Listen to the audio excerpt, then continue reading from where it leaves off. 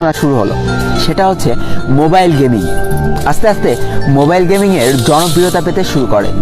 ঠিক এমন একটা পর্যায়ে এসে গেইনা কোম্পানির মালিক ফরেস্ট লি, যে কিনা সিঙ্গাপুর থেকে বিলং করে, সে ভাবে যে কেমন হয় যদি মোবাইলে একটা ব্যাটেল রয়্যাল গেম চালু করা যায়। যেই কথা সেই কাজ। 2017 সাল থেকে শুরু হয় আমাদের এই ভালোবাসার গেমটা তৈরি করার কাজ।